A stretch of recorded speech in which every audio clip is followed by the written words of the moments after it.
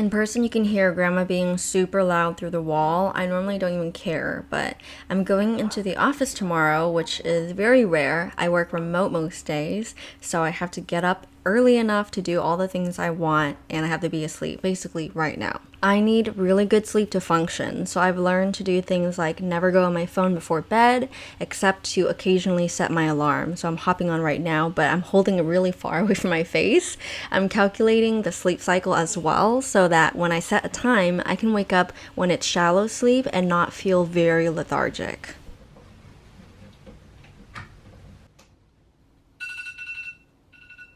I make myself climb out of bed to turn off the alarm, so that helps me wake up a little bit more, but it feels so incredibly cold after being under the blanket for so long. I slowly regain my consciousness under the warmth of it, and I never go back to sleep because Bambi, as soon as he sees me move for the day, that gives him the official permission to sit there, stare at me, walk over me, cuddle me, but at least he asks nicely and he leaves me alone while I'm still awake, so I don't have to deal with him, disrupting my sleep. But it's like a 10 to 15 minute dilemma to be like, do I get out and feed you? It's cold. But normally Tyler would do it, but he's out of town for a while, so it's just me, bud, but he asks so nicely, so after enough deliberation, I finally get up and take care of him. First though, not without changing. I keep my clothes in arm's reach, and that helps me also adjust a little bit to the outside world. But conveniently, he just eats in this room. We separate him from the family cats because we're here temporarily, and also he is really aggressive and will eat all of their food. They're also up here in cat-proof containers, since that closet door doesn't shut all the way. In the mornings, I just brush with water because I'm only getting that morning breath or dry saliva taste out, and I don't like the taste of peppermint mixing with coffee in my breakfast. If I work out immediately after waking up, I don't have to eat first. I don't feel hungry, and also physical activity makes your body suppress the appetite. So that way we don't have to prepare breakfast and then wait to digest before working out. My mom's already down here and ready to go. We have to start on time because all the videos are around 40 minutes long, and you can't skip through them because of the way it's laid out. You start with a warm-up and then stretching and then some circuits and then more stretching with a cool down at the end. So we give ourselves around an hour, with the time it takes to drink water, maybe go to the bathroom, put on our shoes, and this is called Insanity with Shaun T. I've been doing this for a long time now, but it's my mom's first time, so we're following the calendar that came with it. It's like a 2-month program, and this one is cardio, power, and resistance. In all of the videos, the workout in general is HIIT, so high intensity interval training, and it's definitely not for everyone. The reason why I like it is because it's just so effective. The video format really feels like a class, so you stick all the way through, and after the first 2 weeks, you really gain the strength that you need to carry forward, and it's not as exhausting anymore. Following a schedule means that we don't have to think too hard what our workout is for the day, but also I'm pretty sure they arrange it so that the muscle groups can rotate and you can see the best results. But of course, it's really optional. Some days when I was at school, I would just pull up the video I feel like doing that day, and it's just there as a resource. And I've never made it through both phases, like the entire 2 months, because every time I did have a good routine going there, life got in the way or we went on vacation or something, so I had to start all over again. Because in phase 2, there's a new set of videos that are like 25 minutes longer, much more intense, and I never felt strong enough to do it. So I just take it at my speed, whether that means taking more rests when you need or modifying the moves. I just make sure that I'm just exhausted on the ground, because that means I've pushed myself and I'm improving, and it leaves me in a very good mood. You feel accomplished having done this first thing in the day.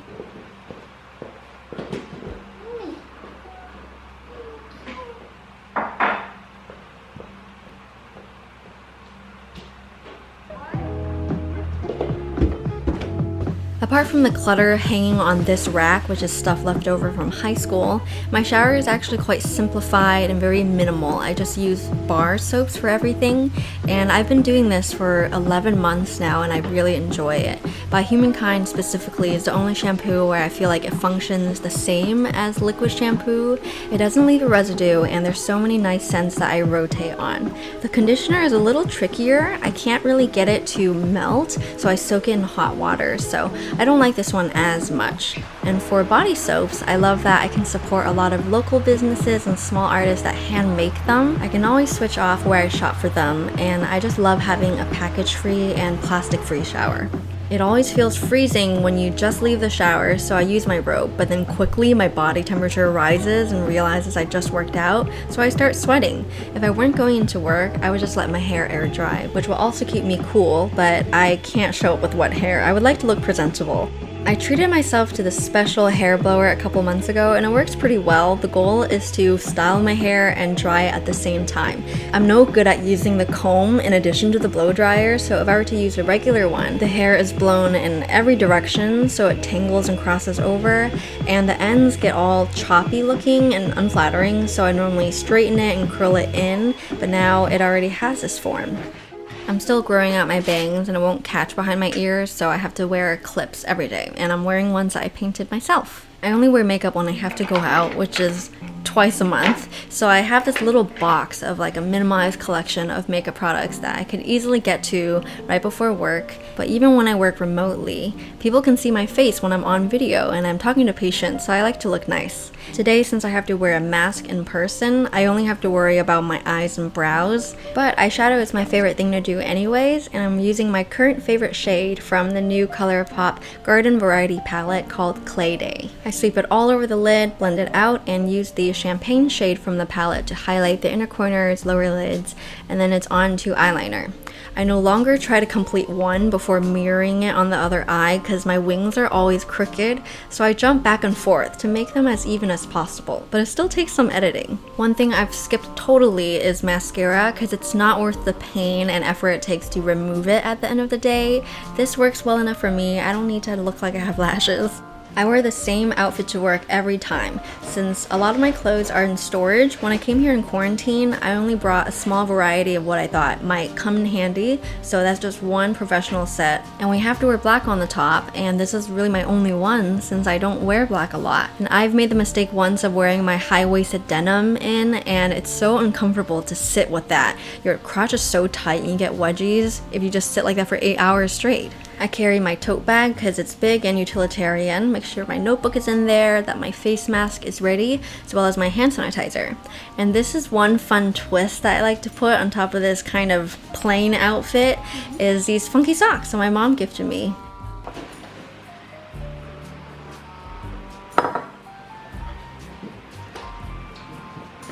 I have time for a quick breakfast, which is basically coffee and one slice of toast, but today I'm opting for soy milk actually because I just feel so awake from the workout that I save my coffee for when I feel like I'm craving it more or when I need it, and it's comforting at the office. Breakfast also depends on how big my lunch is going to be. Today it's pretty hearty. It's lentil soup with a veggie sausage that I've pre-sliced. I'm just going to throw it all together and heat it up in the break room when it's time.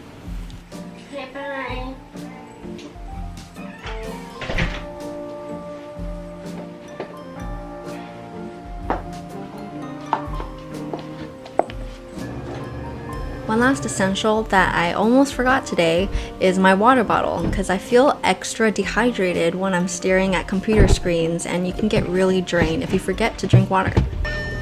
I drive like a grandma now, and I like that it's just chill because in high school it seemed like I was always late or rushing to work or school or something, but now I am mature.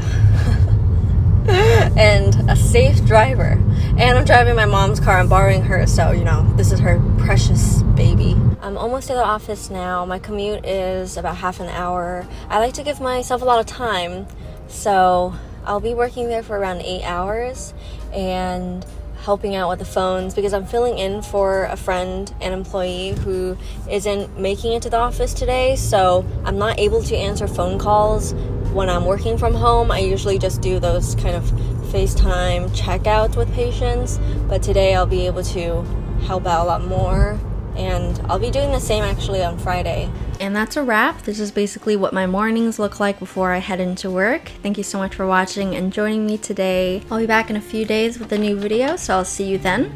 Lastly, enjoy this shot of me fake working. I don't even sit here, but I couldn't put a camera anywhere else. Bye! Oh! there's a turkey just chilling. There's a crowd of turkeys just chilling right there, and he did not move for me at all. Oh, there's a turkey crossing the street. I will not eat you this Thanksgiving.